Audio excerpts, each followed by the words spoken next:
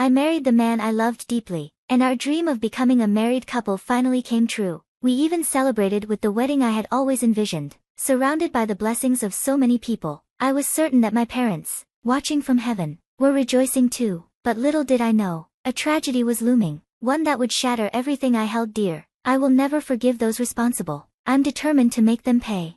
My name is Mary. When I was 27, Thomas, my boyfriend who was 2 years older, proposed to me, and we got married. I lost my father when I was very young, and my mother passed away from illness 2 years ago. During my darkest moments, Thomas was my rock, supporting me both physically and emotionally. We chose to get married on the anniversary of our 2.5 years together and began our blissful life as newlyweds. Because of Thomas's demanding work schedule, we decided to delay our wedding ceremony until things settled down.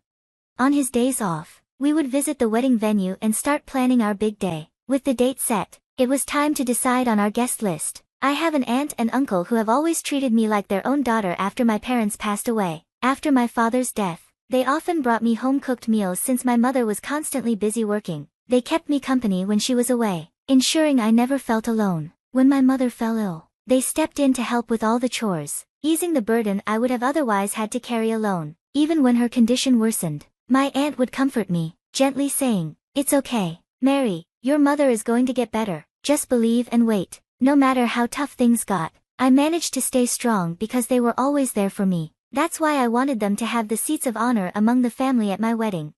To share this with them, I visited their home after some time apart. My aunt greeted me with tears in her eyes, saying, "Mary, congratulations on your marriage." "Thank you, Auntie," I replied, smiling. "I'd love for you both to sit in the family seats at my wedding. Would that be all right?" "Of course," she said, her voice warm with affection. Before bringing out a large box, "Mary, why don't you open it?"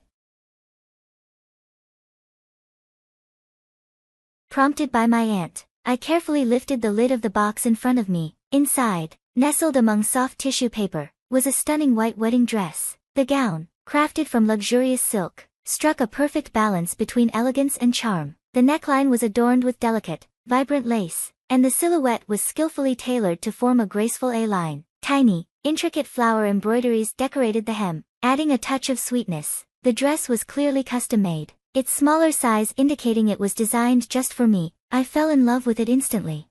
"Wait, what's this?" I asked, surprised. "It's from your mother, my sister," my aunt said gently. "What? Mom made this?" I gasped. My aunt nodded. The dress had been handmade by my mother. Despite battling her illness, she had painstakingly sewn it together, day after day, ensuring it was a perfect fit for my petite frame. My mother had entrusted the dress to my aunt with a final wish: "If Mary ever gets married, please give her this. It's filled with all the love I could pour into it in my last days. Mary, you have to wear this dress at your wedding. Your mother would be so happy," my aunt said, her eyes welling up with tears and her voice tender with emotion. I was deeply moved by her words and the love my mother had put into making this dress. "Thank you, Auntie, you've kept it safe all these years. I promise I'll wear it at my wedding. You have to be there to see me in it," I said, holding the dress close, my heart brimming with happiness. When I returned home, I carefully hung the dress on the wall of my bedroom, where I could see it every day. I was determined to honor my mother by making my wedding a beautiful success, wearing the dress she had lovingly created. That resolve only strengthened with each passing day. But then, disaster struck. One day, after coming home from work, I noticed the dress was no longer hanging on the wall. "What? Where is it?" I cried out in panic, knowing I had left it there. My heart raced as I reached for my phone, ready to call the police. Just then, my husband walked in. "Oh Mary, what's wrong?" he asked, noticing the tears streaming down my face and hurrying over to me. "My dress. It's gone. Someone must have stolen it." "It was right here," I said, my voice shaking with desperation. To my shock, Thomas didn't seem alarmed. Instead, he shrugged and said, "Oh, is that all?" "What do you mean, is that all, Thomas? Do you know something about this?" I asked, my heart sinking. "Of course I do. My sister's getting married soon and needed a dress, so I let her borrow yours," he said casually.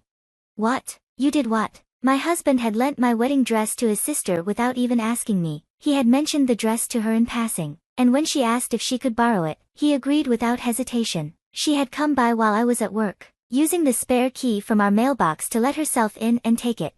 I was furious. Are you kidding me? How could you do that without asking me? I yelled, but Thomas waved off my anger as if it were nothing. Our wedding isn't for a while, so what's the big deal? Besides, she was really happy she didn't have to buy one. She's broke, you know.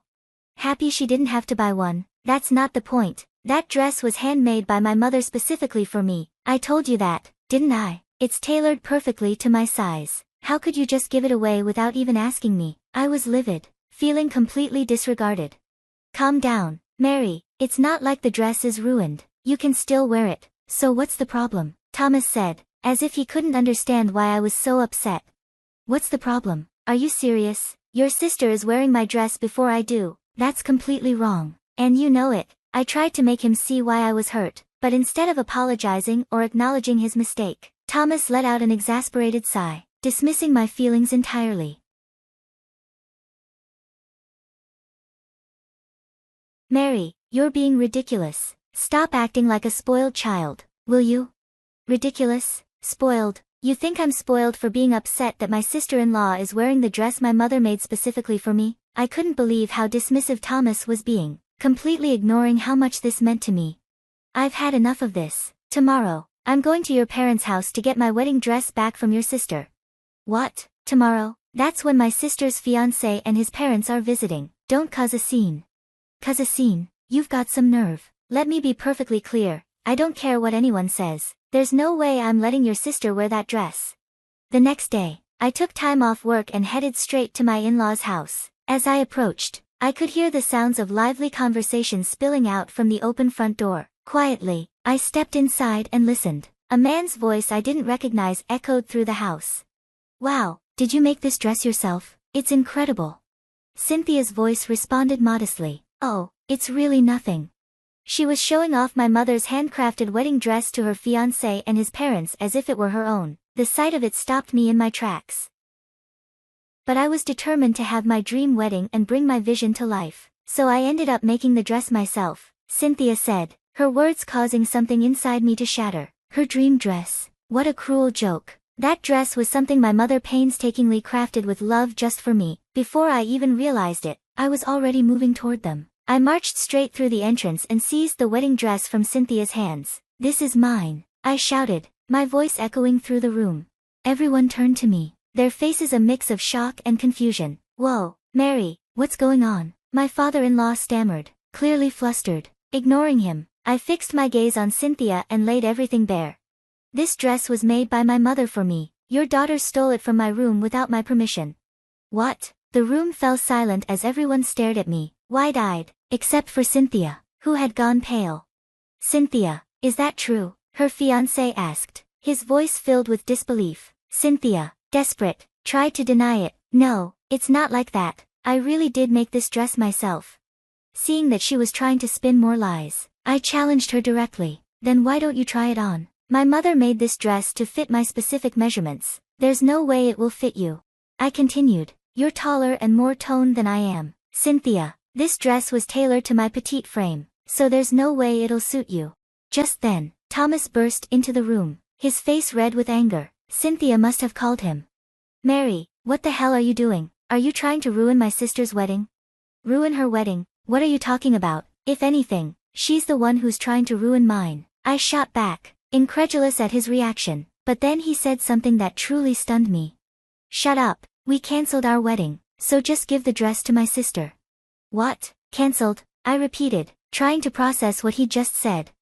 That's right, Thomas insisted, pushing forward. Cynthia said she was tight on money, so we gave her the $50,000 we saved for our wedding. Since we're not having one anymore, what do we need the dress for? You lent out my dress without asking, cancelled our wedding, and gave away the $50,000 we saved. Are you out of your mind? My voice trembled with disbelief and anger. To him, our marriage was something so insignificant. In that moment, I felt my love for him begin to fade. As I fell silent, Thomas mistook it for submission and, thinking he'd won, started to speak again. Now, hand that dress back to my sister immediately. You're fine with canceling the wedding, right? Fine, let's just get a divorce then. What? My husband's shocked expression was almost comical. Did you hear me? I said divorce. I'm done with someone who can so easily trample over my feelings without a second thought. Wait a minute, why are we talking about divorce? That's absurd, he stammered, clearly panicking. Any rational person would have seen this coming, he was just too blind to realize it. Well, that settles it, I turned to leave, clutching the dress tightly, but Cynthia grabbed the fabric with all her might. In an instant, the dress tore, leaving it in tatters. As I stared at the ruined gown, Cynthia and Thomas burst into laughter, unable to contain themselves. Serves you right, Cynthia sneered. This is what happens when you mess with me. Yeah, really, Thomas chimed in. If you had just lent her the dress quietly, none of this would have happened. You brought this on yourself, Mary. Tears welled up in my eyes, not just from the destruction of the dress, but from the sheer cruelty of their actions. Canceling the wedding was one thing, but this dress was something I'd wanted to cherish for my entire life. And now, thanks to these heartless people. Suddenly, Cynthia's fiancé stood up, his voice low and deliberate. I guess we're done too, then. Everyone froze. Wait, what? You're breaking off the engagement over this? Cynthia's voice was frantic. Disbelief etched across her face. Why? She pleaded, but her fiancé's glare cut her off. Why? Isn't it obvious? I can't marry someone who would do something so vile without a second thought. There's no way. His parents, who had been quietly observing, nodded in agreement, their disapproval of Cynthia's actions evident. Well, that's the end of this engagement, her fiancé said, making his way toward the door with his parents. Cynthia, in a panic, tried to stop them. Wait, you can't be serious, calling off the engagement over something like this? Mom, Dad, you agree with me, right? But her parents remained silent, their faces hard with disappointment. Her father finally spoke, his voice filled with rage. Get out, you're a disgrace. Even Cynthia, usually so full of confidence, began to sob under the weight of her father's words. This is too much, you're all being so cruel. Stop crying, her father snapped. I didn't raise a fool like you, you're not my daughter anymore.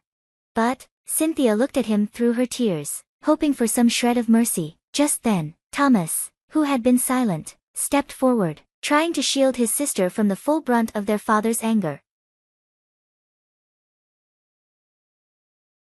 Dad, Mom, please calm down, there's no need to be so harsh on Cynthia.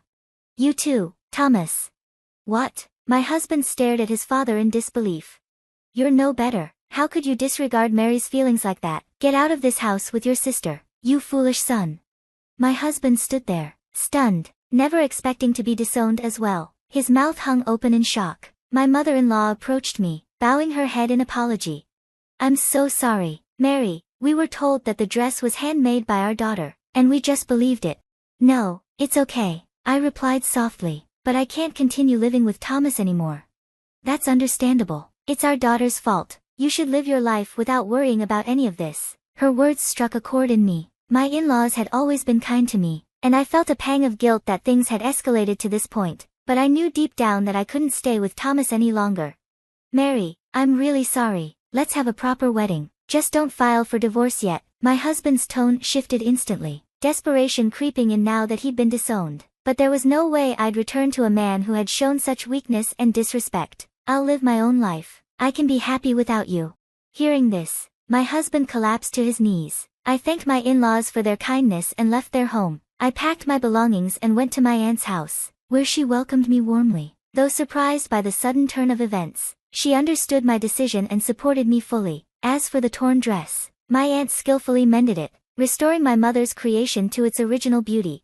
After that, I filed for divorce and requested alimony. Since my ex-husband had secretly given our wedding funds to his sister, I was able to secure a bit more in the settlement. My ex-husband and sister-in-law, both disowned by their parents, were now living together in the house we once shared. Cynthia, who had planned on becoming a housewife, had already quit her job and was now unemployed, leaving my ex-husband to shoulder all the financial burdens. If I ever have another chance to marry, I'll make sure to choose my partner carefully, and when that day comes, I'll walk down the aisle in my mother's handmade wedding dress, ready for a truly wonderful wedding.